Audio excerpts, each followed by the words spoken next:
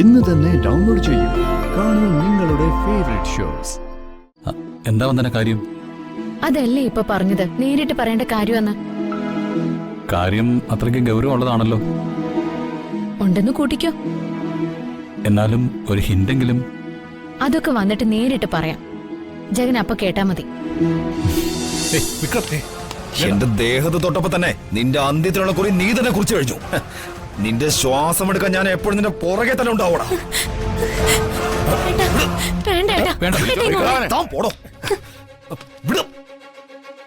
ആലവലാതി മോനെ, അച്ഛനെ തല്ലിയന് നീ ഇപ്പൊ തിരിച്ചടി കൊടുത്തത് വളരെ നന്നായി. എന്റെ രക്തത്തിൽ പിറന്ന മകനാണെന്ന് നീ ഇപ്പൊ തെളിയിച്ചു.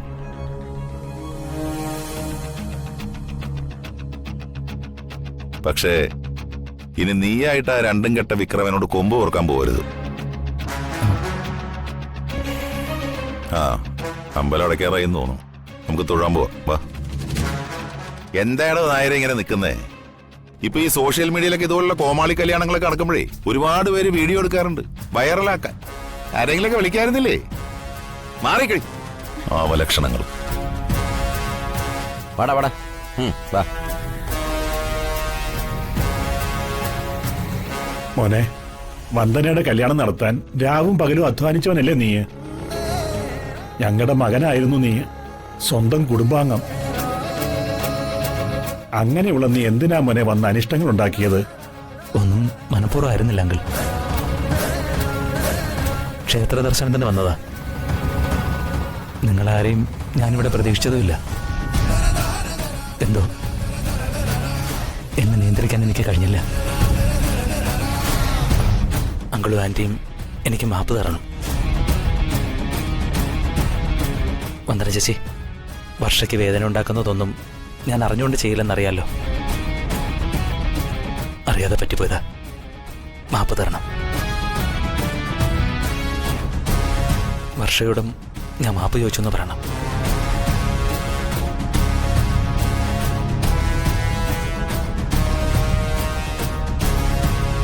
അമ്മയെ ആ അവസ്ഥയിൽ കിടത്തിയിട്ടുള്ള യാത്ര നമ്മളെങ്കിലും ഒഴിവാക്കണമായിരുന്നു അല്ലേ? അച്ഛാ, നിങ്ങളുടെ രണ്ടാം താലികെട്ട് ദിവസമാണിന്ന്. നിങ്ങളായിട്ട് വിഷമിച്ച് മറ്റുള്ളവരെ കൂടി കരയിപ്പിക്കരുത്. ചടങ്ങുകളെല്ലാം സന്തോഷമായിട്ട് തന്നെ നടക്കട്ടെ. അച്ഛാ, അമ്മേ, എല്ലാം മറന്നേക്ക്. ചന്ദ്രു, വാ.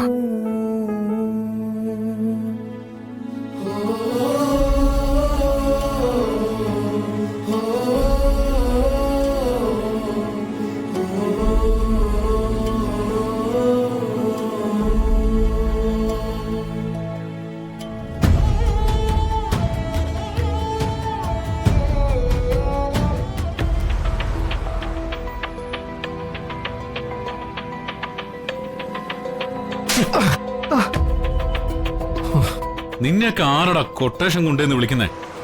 സാറേ, ഒരബദ്ധം പറ്റി, അത്ര തന്നെ. ഇതിനൊന്നും അബദ്ധം നല്ല പറയേണ്ടത്. നിന്നെയൊക്കെ വിശ്വസിച്ചേൽപ്പിക്കുന്ന ഓരോ കാര്യങ്ങളും പരാജയപ്പെടുകയാണല്ലോടാ. ശരിയാ സാറേ. എല്ലാം തോലച്ചിട്ട് വന്ന് പറയുന്ന കേട്ടില്ലേ ശരിയാണെന്ന്. ഇന്നത്തോടെ ഈ കൊട്ടേഷന്റെ പണി അവസാനിപ്പിച്ചേക്കണം. എവരോ എന്റെ കാശ്?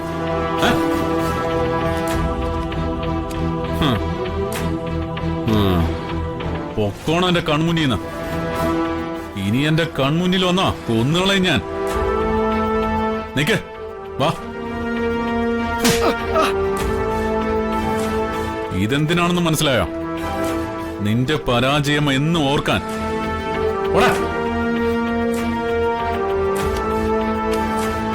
ചാകേണ്ടത് ചത്തല്ലേ പറ്റൂ. ചാവും. ചത്തില്ലെങ്കിൽ കൊല്ലും ഞാൻ. അത് കൊട്ടേഷൻ കൊടുത്തിട്ടൊന്നും അല്ല, നേരിട്ടിറങ്ങി കൊല്ലു ഈ സാഗർ. ദിയ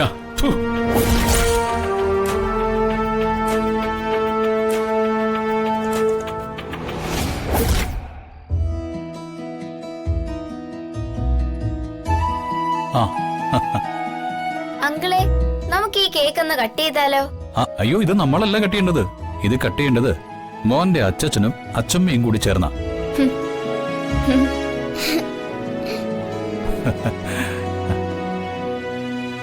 അങ്കിളെ, അങ്കിളും വന്ദനാപ്പച്ചയും തമ്മിലുള്ള കല്യാണം എന്നാ? അത് ഇന്ന് നടത്തിക്കൂടെ? എന്റെ പൊന്നു മോനെ, ആ വിഷയം മാത്രം മിണ്ടരുത്. ഞാനും വന്ദനയും കൂടി ആ കാര്യം സംസാരിച്ചുകൊണ്ട് നിൽക്കുമ്പോഴാ ഈ കാന്താരിയെ കാണാതായത്. പേടിച്ചു പോയി.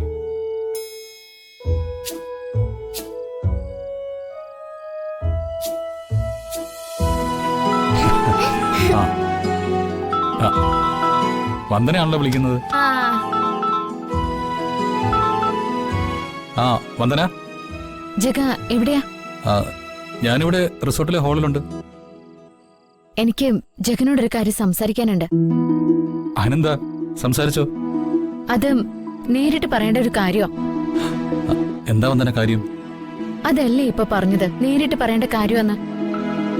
കാര്യം അത്രയ്ക്ക് ഗൗരവമുള്ളതാണല്ലോ. ഉണ്ടെന്ന് കൂട്ടിക്കോ.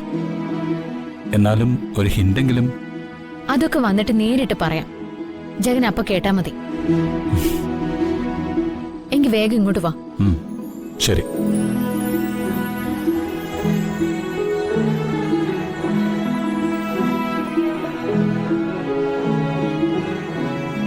എന്താ അങ്കിളെ വന്ദനമ്മ വിളിച്ചത്?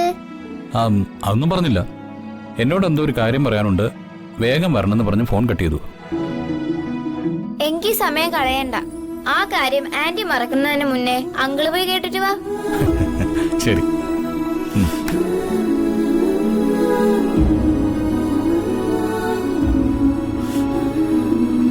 അങ്കിൾ എവിടെ പോയതെന്ന് അറിയോ?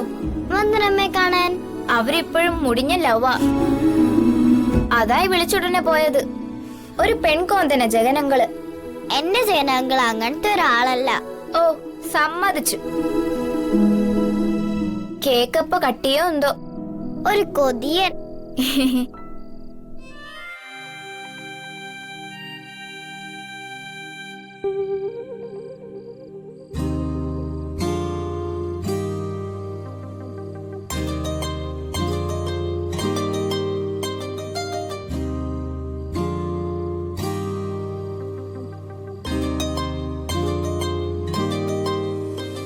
ഇന്ന് പൗർണമിയാണ്. ആകാശത്ത് പൂർണ്ണചന്ദ്രൻ, നല്ല നിലാവ്. അല്ല, എന്നോട് ഇവിടെ വരാനാണല്ലോ വന്ദന ഫോൺ വിളിച്ച് പറഞ്ഞത്.